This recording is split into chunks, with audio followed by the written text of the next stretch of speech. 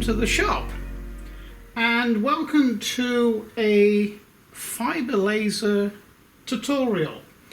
Now, in the background I've been doing quite a bit of work with the fiber laser, and I've found out quite a few, well, really important things, basically regarding colour with a fiber laser, or with this is a standard fiber laser. It's not a MOPA laser. MOPA laser is able to operate in much higher frequencies than what this standard fiber laser is able to do. However, this laser is better at marking, etching and engraving. But you can actually carry out colour marking with it. I've had quite a few people send me emails and put comments in the comment section, different things about colour with a fibre laser. Well, it's not engraving as such. It is marking. What it's actually doing is it is heating the surface layer, the top 4 or 5 microns of stainless steel. You can also do it to titanium, and at a precise temperature you get a precise colour. I'll show you on a photograph what that looks like on metal, but I've also found out some very important aspects of colour marking, and I won't tell you them all right now. There's one very important one that I'll tell you at the end, otherwise you won't be able to understand what's going on. Okay, colour onto stainless steel or titanium with a fibre laser. Now, maybe you may all be familiar with, if you get a piece of stainless steel, mild steel as well, I suppose, and put a flame on it. If it's a nice clean piece of metal, you get all these lovely colours on it. So basically, this is exactly what a fibre laser is doing to the top 4 or 5 microns of the stainless steel, is heating the metal to a specific temperature that gives a specific colorization. There's another one here with more vibrant colours. So really, virtually all the colours of the rainbow is attainable. And what this actually is oxygen in the atmosphere reacting with the chromium in the metal. Okay, this is an oxidization layer. So that is what you're actually doing, is obtaining or heating in a specific area, So what you're actually doing is heating the material in a specific area at a specific temperature to get a specific colour.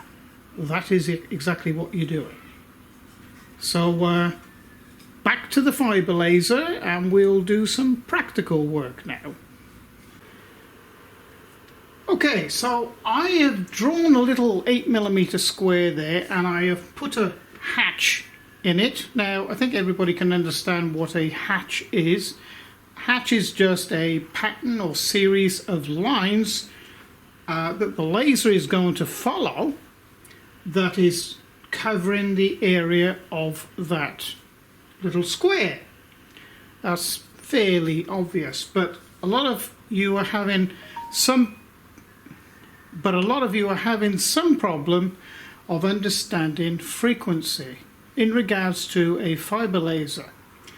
So at the moment this is set on 20 Hertz or 20,000 cycles.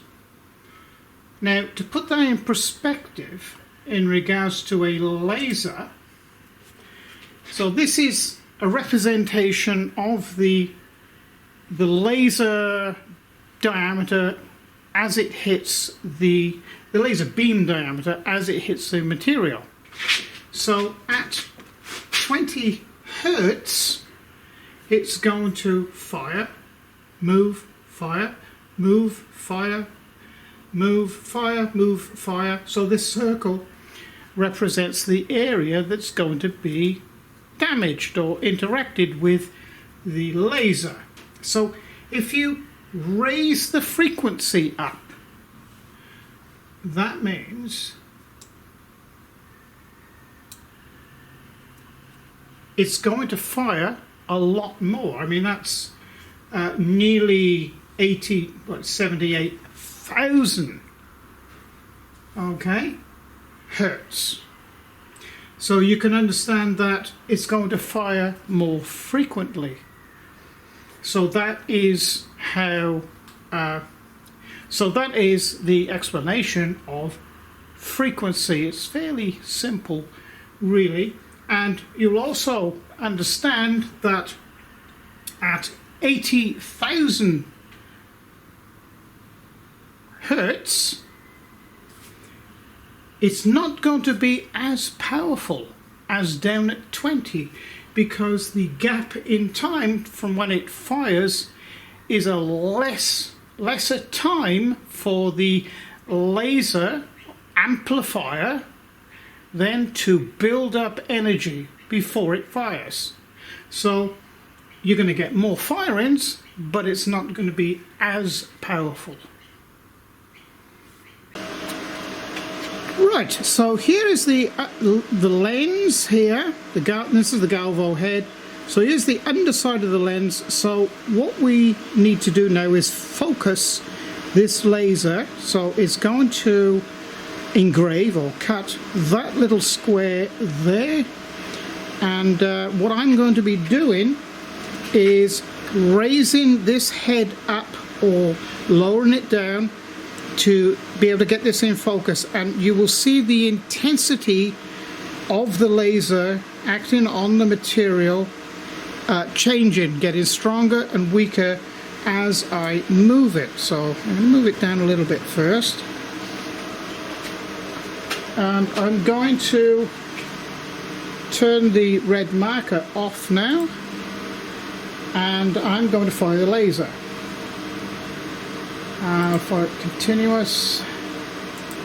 Okay, so it's running. The laser is working there, and it's putting out quite a lot of energy, but at the moment it's not doing anything because it's out of focus. So I'm going to raise it up, and you'll see the difference. That red that you can see at the moment is just the marker. And you might be able to see a couple of sparks coming now. Now when it goes white, that is the laser actually doing something. Getting brighter and brighter. Brighter. Really bright. And oh, it's starting to remove material now, and I'm still going up. It's getting less now, so it's gone out of focus. So I'm going to bring it back down until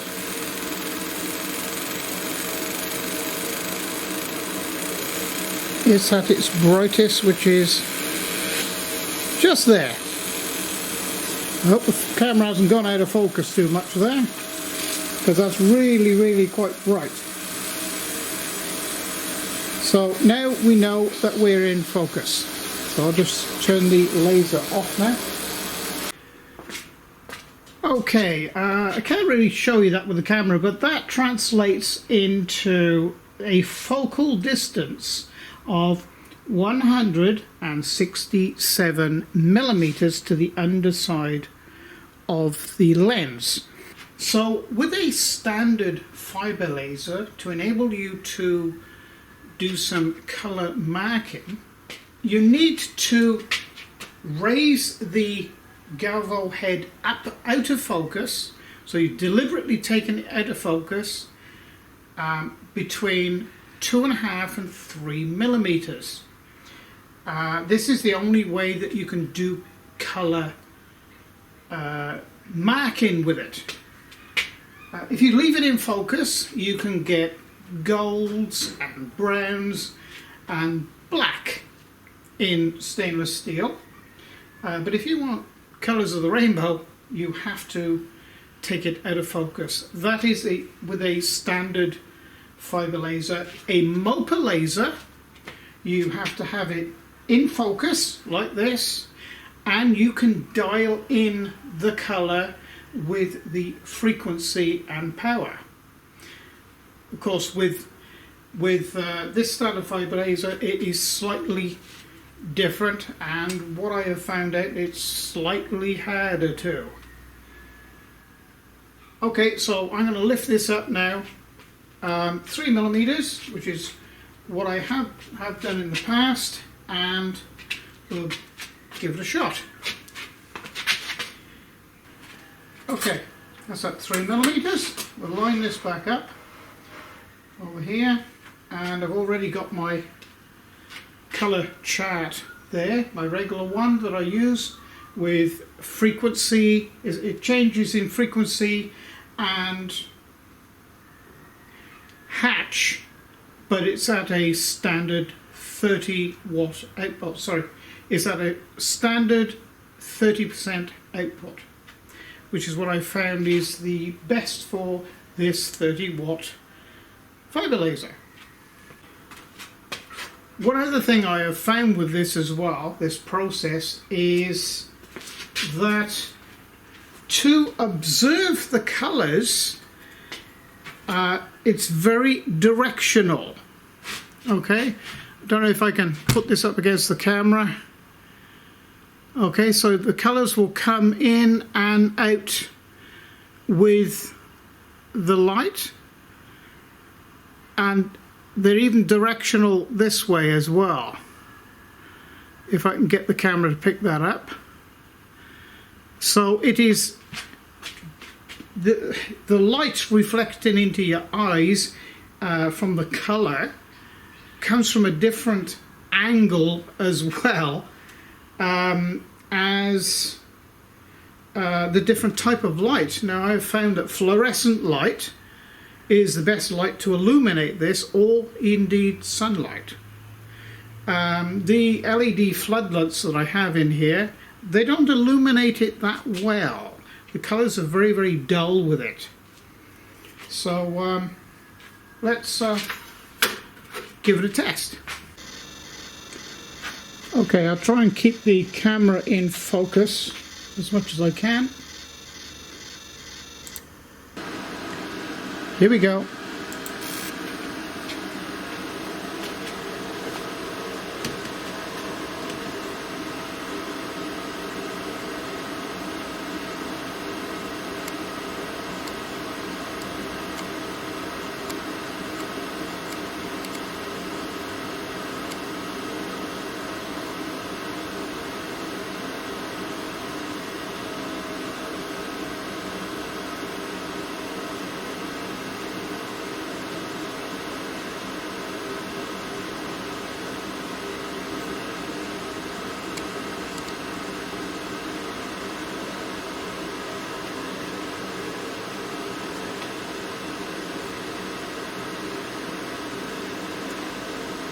Okay, so that's real time. So at this point I'm going to, I'll speed the photography up, so otherwise we're going to be here for 5 minutes.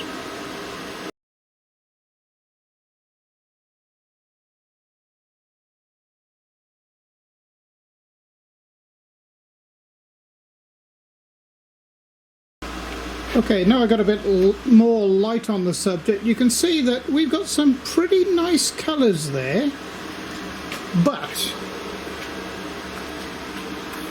they're slightly different. So what I've done is I have altered the focus another I've come down 0.5 millimeter, and I'm going to see what difference that makes, because it's looking like now this is an entirely different type of stainless steel from the original one that I did here. I'm getting a slightly cleaner colour, but the colours are in a different location in the spectrum. That's what I'm finding, and I think it's because of the different amount or different concentration of chromium in this material. I think that's what it is. So let me red light this a minute, and we'll put it fairly close like that. We'll put him there. Okay, so we will mark this one.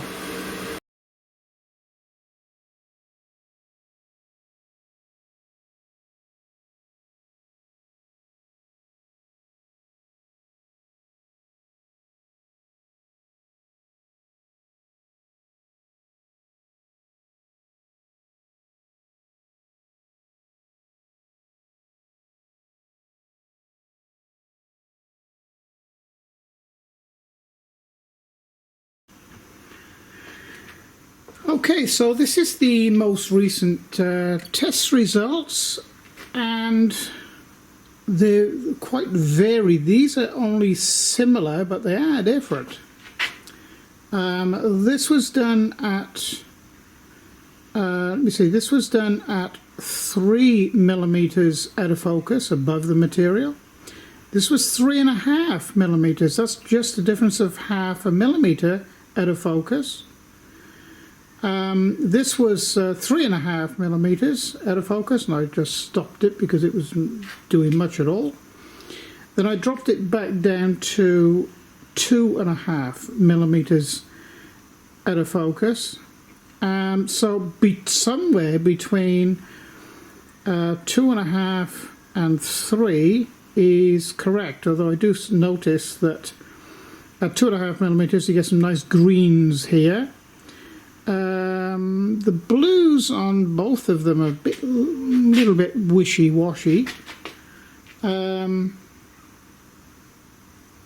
Not sure what I can do about that. But for the same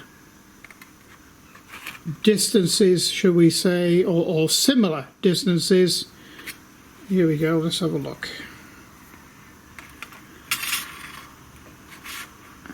This is a test I did this morning.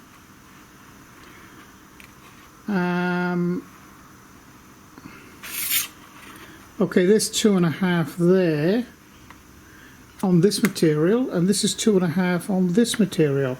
So the different composition of material, even though they're both stainless steel, if this is slightly higher in chromium, there is a different focus level, or there's a different color at the same focus level.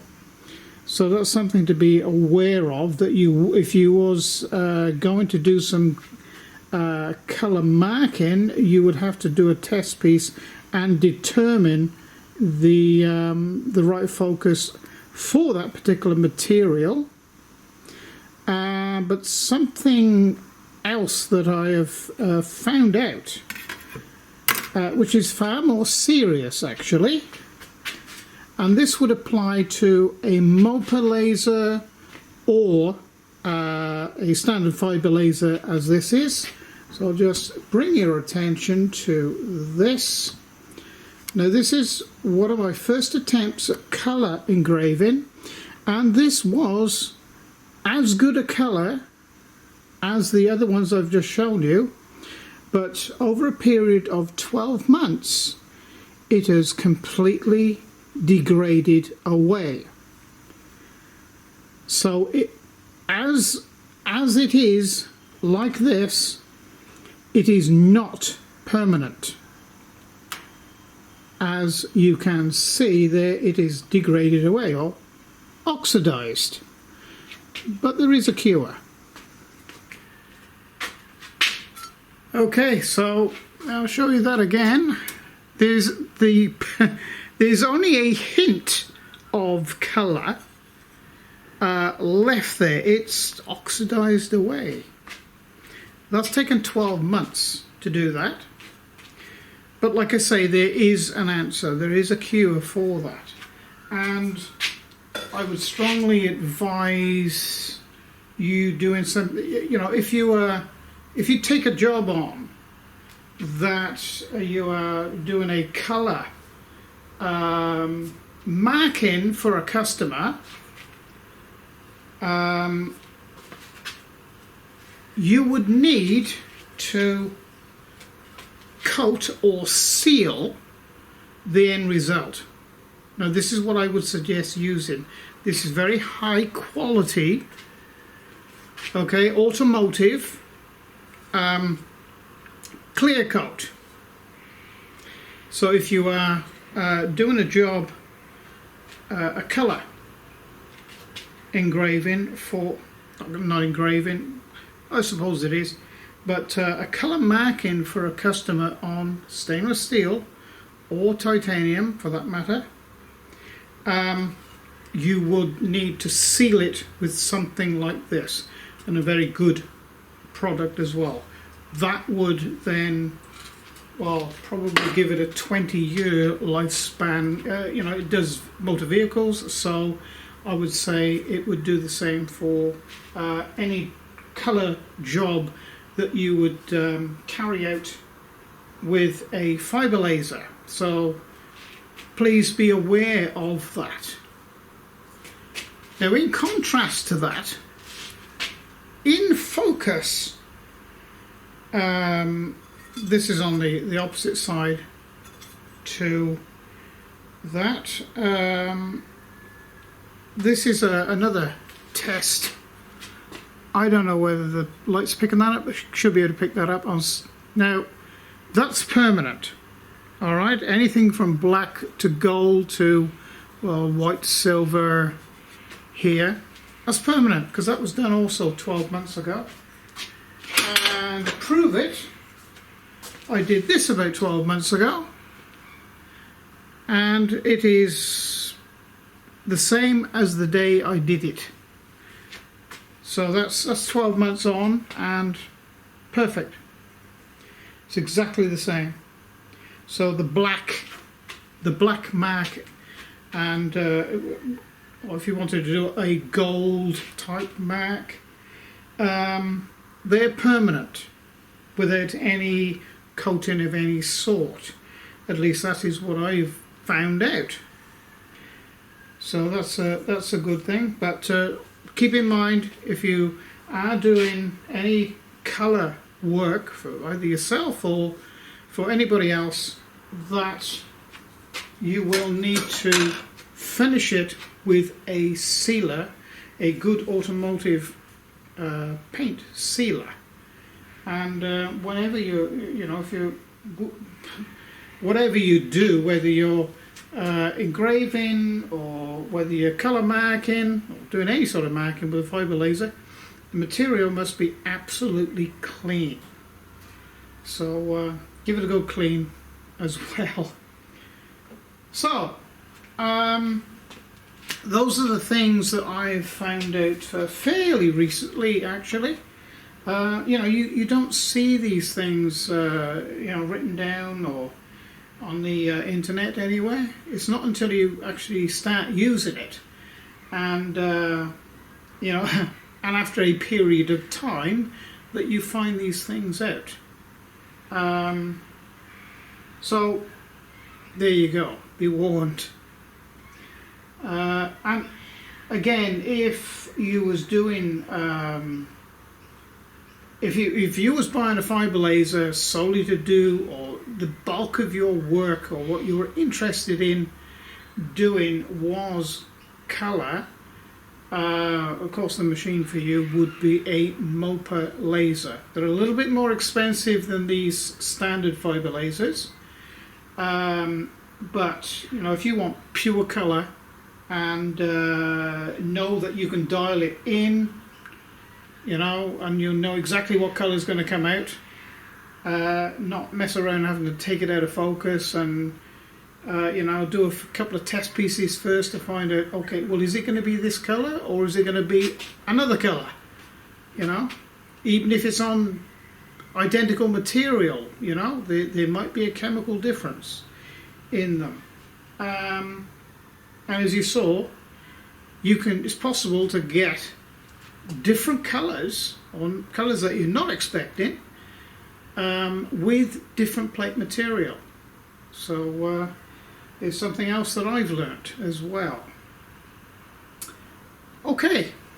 Oh, answer another question too. I've had lots of people ask me, where would I buy, or who would I go to buy a fiber laser or a CO2 laser for that matter? Well, there is only one company that I would advise, and that is Thunder Laser.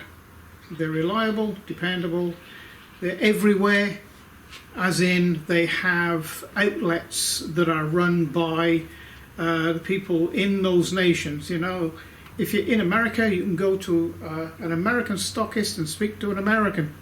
Same with England, same with Australia and other parts around the world. So, you know, and it's good kit. And they sell all these types of machines. This particular one isn't a Thunder Laser. I bought this one way before I was involved with Thunder Laser. So, but I can guarantee you my next one will be. So, if you like what I'm doing, please like and subscribe. And if you really like what I'm doing, you could consider becoming a patron to the channel. Patron information is below this video in the video description area. As it's the patrons behind the channel,